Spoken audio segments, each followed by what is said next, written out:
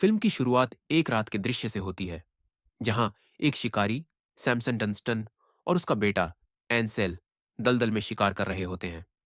अचानक उन पर एक रहस्यमयी और भयानक हमला होता है, जिसमें दोनों की निर्मम हत्या हो जाती है। यह हमें यह संकेत देता है कि दलदल में कुछ अजीब और खतरनाक मौजूद है। इसके बाद कहानी न्यू ऑर्लियंस की एक मस्ती भरी रात पर शिफ्ट होती है, जहां कुछ दोस्त मार्डी ग्रास फेस्टिवल का आनंद ले रहे होते हैं। फिल्म का नायक बेन हाल ही में अपनी प्रेमिका से ब्रेकअप कर चुका है और वह दुखी महसूस कर रहा है।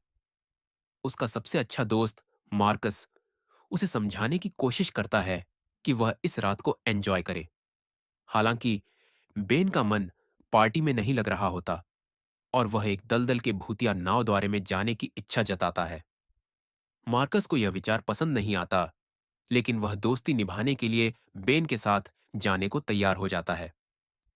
वे एक टूर गाइड शॉन के ग्रुप में शामिल होते हैं, जो पर्यटकों को दलदल की डरावनी कहानियां सुनाकर पैसे कमाता है। ग्रुप में कुछ और यात्री भी शामिल होते हैं। मैरीबेथ डंस्टन, एक रहस्यमयी लड़की जो अपने लापता पिता और भाई की तलाश में है। जिम और शैनन परमेटर, एक बुजुर्ग दंपति जो एडवेंचर की तलाश में है। जेना और मिस्ट्री, दो ग्लैमरस लड़कियां जो एक फिल्म निर्देशक डग शपीरो के लिए एक लो बजट वीडियो शूट कर रही हैं। नाव दलदल में जाते ही एक चट्टान से टकराकर क्षतिग्रस्त हो जाती है और सभी यात्री फंस जाते हैं।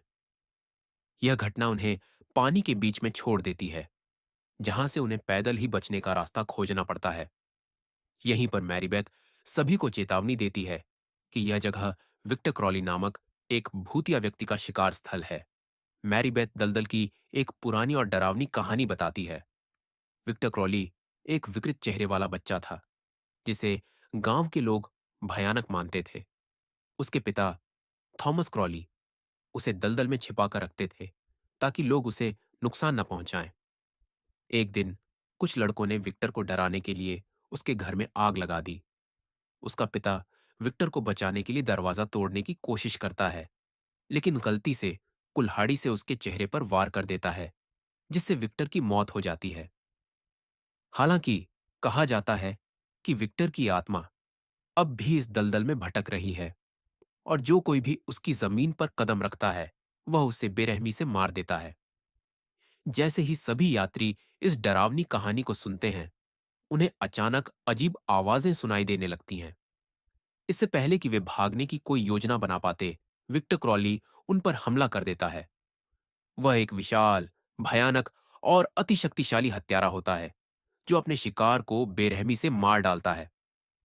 एक एक कर वह सभी को अपने क्रूर तरीकों से मारने लगता है। जिम की मौत सबसे पहले होती है, जब विक्टर उसकी गर्दन को चीर देता है। उसकी पत्नी शैनन चीखती हुई भागने की कोशिश करती है, लेकिन विक्टर उसे भी मार डालता है। शापिरो भी भागने की कोशिश करता है, लेकिन वह भी विक्टर के हाथों मारा जाता है। अब केवल कुछ ही लोग जीवित रह जाते हैं। बेन, मैरीबेथ, मार्कस और जेना। वे किसी तरह विक्टर से बचने की कोशिश करते हैं और एक पुराने घर में छिप जाते हैं। हालांकि विक्टर को रोकना असंभव लगता है। वह बार बार उन पर हमला करता है और धीरे धीरे उनके ग्रुप को खत्म करता जाता है। जेना की मौत तब होती है जब विक्टर उसे हवा में उठाकर दीवार पर पटक देता है। मार्कस भी अंततः विक्टर के हाथों मारा जाता है। अब केवल बेन और मैरीबेथ जीवित रहते हैं। वे दलदल में एक नाव पाते हैं और उस पर सवार होकर भागने की कोशिश करते हैं। जब उन्हें लगता है कि वे सुरक्षित हैं, तभी एक बड़ा ट्विस्ट आता है। जैसे ही मैरीबेथ पानी से बाहर निकलती है, विक्टर उसे पकड़ लेता है। नाव पलट जाती है और बेन पर भी विक्टर हमला कर देता है। फिल्म का अंत एक क्लिफहैंगर पर होता है, जहां मैरीबेथ की चीख सुनाई देती है और स्क्रीन काली हो जाती है, जिससे दर्शकों को अगली कड़ी के लिए तैयार किया जाता है।